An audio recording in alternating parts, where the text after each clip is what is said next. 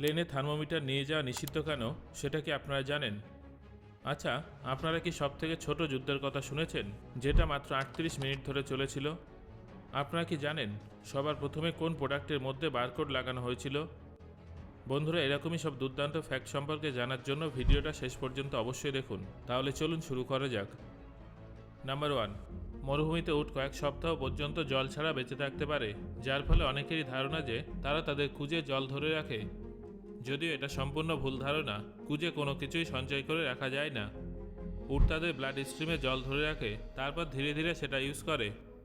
যখন উট কোথাও জল পায় তখন তারা একবারে 20 গ্যালন জল পান করে ফেলে। নাম্বার 2, বন্ধুরা, এটা তো আপনারা অনেকেই জানেন যে ডলফিন অত্যন্ত স্মার্ট প্রাণী এবং তারা মানুষকে বুঝতে পারে। তবে পেলোরাস জ্যাক নামের একটা ডলফিন আছে যে বিগত 15 বছরেরও বেশি সময় ধরে নিউজিল্যান্ডের সমুদ্রের সবথেকে ভয়ঙ্কর জায়গা থেকে বাইরে বের করে প্রায় 100টারও বেশি জাহাজকে সুরক্ষিত রেখেছে এবং 1000-এরও বেশি মানুষের প্রাণ বাঁচিয়েছে। এই মহান কাজের জন্য তার নাম রাখা হয়েছে স্যাভিয়র জ্যাক। নাম্বার 3, আমি জানি যে আপনাদের মধ্যে অনেকে হয়তো হালকা সর্দি বা সামান্য জ্বর হলে ডাক্তারের কাছে যান না। সাধারণ কোনো অসুখ হলে আপনারা অনেকেই ডাক্তারের কাছে যাওয়াটা এড়িয়ে যান। কিন্তু আপনারা কি জানেন যে এই ধরনের চিন্তাধারার কারণেই প্রত্যেক বছর 4 লক্ষ মানুষ এমন অসুখে মারা যায় যার চিকিৎসা করলে তারা হয়তো খুব সহজেই বেঁচে যেত। যদিও এর মধ্যে 10% মানুষ এমন থাকে যারা তাদের অসহায়তার কারণে ডাক্তারের কাছে যান না, তবে বাকি 90% মানুষের এই ধরনের চিন্তাধারাই কিন্তু তাদের মৃত্যুর কারণ হয়ে দাঁড়ায়। নাম্বার 4, আপনারা যদি কখনো শপিং মল বা সুপার মার্কেটে যান তাহলে আপনারা জানবেন যে সেখানে সমস্ত প্রোডাক্টের মধ্যে বারকোড বসানো থাকে, যার ফলে অনেক দ্রুত বিলিং করা সম্ভব হয়। কিন্তু আপনারা কি জানেন সবার প্রথমে কোন প্রোডাক্টের মধ্যে বারকোড বসানো হয়েছিল? এর উত্তর হলো একটা চুইং গাম। সেই চুইং গামটার নাম ছিল উইংলেস গাম, যেটা ডাবল মিন্ট ফ্লেভারের ছিল। নাম্বার 5, এত বছর ধরে আমরা মানব সভ্যতার মধ্যে অনেক যুদ্ধ দেখেছি। কিছু কিছু যুদ্ধ কয়েক মাস চলে, আবার কিছু কিছু যুদ্ধ 1 বছর থেকে 10 বছর পর্যন্ত চলে। যেমন ইব্রিয়ান রিলিজিয়াস ওয়ার, যেটা 781 বছর পর্যন্ত চলেছিল। অন্যদিকে আবার অ্যাংলো জাঞ্জাবি ওয়ার মাত্র 38 মিনিট পর্যন্ত চলেছিল, মানে এই যুদ্ধটা শুরু হওয়ার আগেই শেষ হয়ে গিয়েছিল। নাম্বার 6, আজকাল ডেঞ্চার্স তৈরি করার জন্য ক্যালসিয়াম এবং প্লাস্টিক ব্যবহার করা হয়, যেটাকে নকল দাঁত বলা হয়। কিন্তু 19 শতকে মৃত সৈনিক এবং শত্রুপক্ষের সৈনিকদের দাঁত খুলে তৈরি করা হতো। কি নিষ্ঠুর ব্যাপার, তাই না? নাম্বার 7, আপনারা এমন অনেক গাছ দেখে থাকবেন যেগুলোর উচ্চতা অনেক বেশি হয়, আবার কিছু কিছু গাছ অনেক চওড়া হয়। কিন্তু আপনারা কি জানেন এখনও পর্যন্ত কোন গাছটা সবথেকে উঁচু গাছে রেকর্ড করেছে? এই গাছটা ছিল অস্ট্রেলিয়ান ইউক্যালিপটাস, যেটা 1872 সালে 482 ফুট উঁচু পরিমাপ করা হয়েছিল। তবে দুর্ভাগ্যজনকভাবে কোনো কারণবশত 1890 সালে এই গাছটা ভেঙে পড়েছিল। নাম্বার 8, বন্ধুরা, আবর্জনা কিন্তু সমস্ত জায়গাতেই আছে, আর এই আবর্জনার কারণ কিন্তু আমরাই। এমন কোনো জায়গা নেই যেখানে আবর্জনার অস্তিত্ব নেই। মাউন্ট এভারেস্টে যে সমস্ত পর্যটকরা যান তারা নিজেদের সঙ্গে অনেক প্রয়োজনীয় জিনিস এবং খাবার নিয়ে যান। অনেক সময় এই সমস্ত জিনিসের মধ্যে থেকে অনেক কিছুই তারা সেখানে ফেলে আসেন।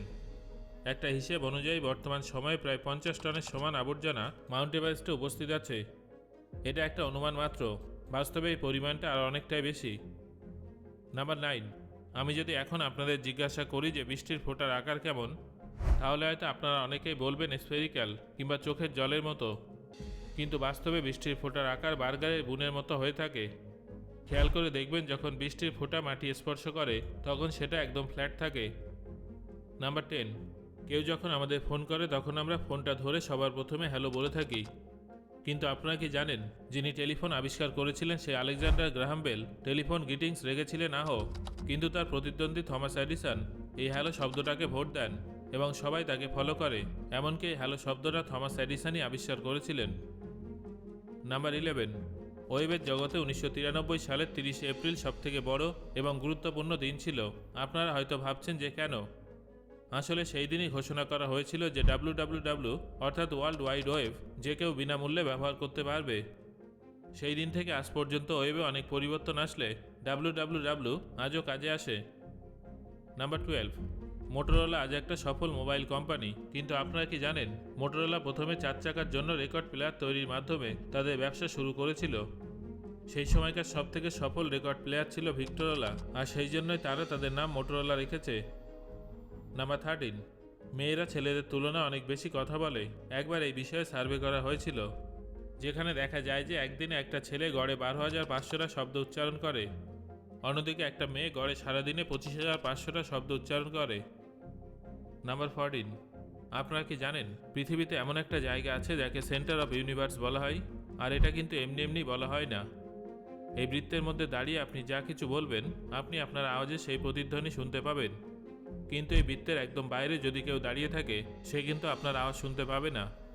সে আপনি যত জোরেই চিৎকার করুন না কেন, এর কারণটা কিন্তু বিজ্ঞানীরা আজ পর্যন্ত খুঁজে বার করতে পারেননি।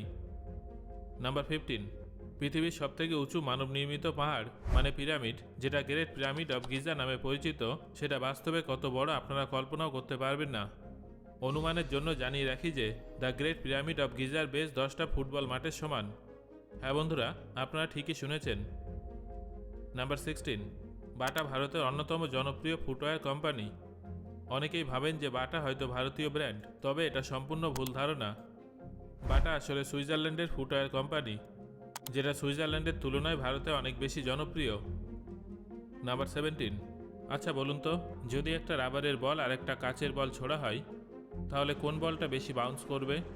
আপনারা নিশ্চয়ই ভাবছেন রাবারের বলটা, তাই তো? কিন্তু না, সঠিক উত্তরটা হলো কাচের বল। কারণ কাচের ভাইব্রেশন ফ্রিকোয়েন্সি রাবারের তুলনায় অনেক বেশি, তাই কাচের বল অনেক বেশি বাউন্স হবে। নাম্বার 18, এটা আপনারা অনেকের কাছেই শুনে থাকবেন যে বেশি চিন্তা করলে বা স্ট্রেস নিলে মাথার চুল অনেক তাড়াতাড়ি সাদা হয়ে যায়। এটা কতটা সত্যি আর কতটা ভ্রান্ত ধারণা সেটা তো আমার জানা নেই, তবে আপনারা কি জানেন যে মুরগি যখন অতিরিক্ত চিন্তা করে তখন তাদের মাথার পশম পড়ে যায় এবং গায়ের পালক খসে পড়ে যায়।